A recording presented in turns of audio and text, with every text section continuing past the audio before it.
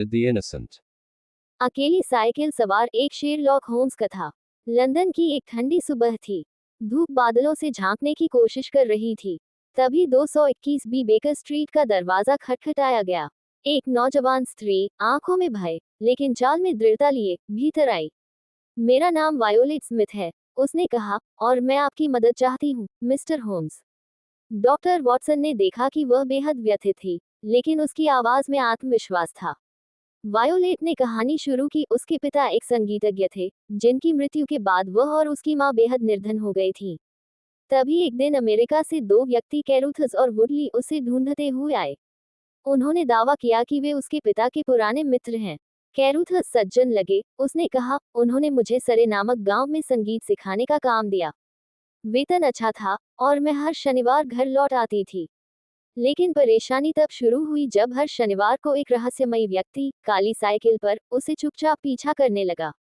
वह कभी पास नहीं आता, कुछ कहता नहीं, बस उसकी आंखें पीछा करती। मुझे डर लगने लगा है, उसने कहा। मैं नहीं जानती ये कौन है और क्यों मेरी निगरानी कर रहा है। होम्स की आंखों में चमक आ गई। एक आदर्श रहस्य, उसने मुस्कुराकर कहा। अगले ही दिन होम्स और वॉटसन गांव पहुंचे। उन्होंने देखा कि वायोलेट का पीछा सच में किया जा रहा था।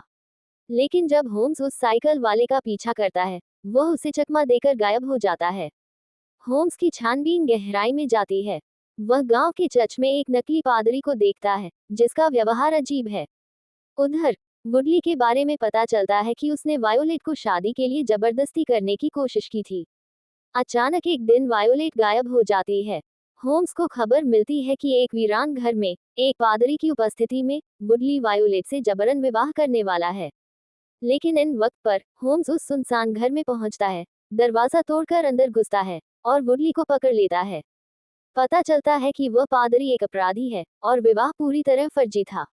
लेकिन असली चौंकाने वाली बात यह होती है कि जो आदमी वायोलेट का पीछा करता था, वह कैरूथस था। उसने वुडली की साजिश समझकर उसका साथ छोड़ दिया था, लेकिन वायोलेट को अकेला और असुरक्षित देखकर उसका पीछा कर रहा था, रक्षा के लिए, न कि डराने के लिए। वुडली को अदालत सख्त सजा देती है। नकली पादरी भी जेल जाता है। कैरूथस को भी अपने झूठ और चालाकी के लिए सजा मिलती है। लेकिन होम्स अदालत से उसके लिए नरमी की सिफारिश करता है, क्योंकि उसने आखिरकार एक स्त्री की जान बचाई थी। वायोलेट को न केवल स्वतंत्रता और सुरक्षा मिलती है, बल्कि उसकी विरासत का अधिकार भी वापस आता है। शेरलॉक होम्स ने एक बार फिर न्याय की राह पर जीत दर्ज की।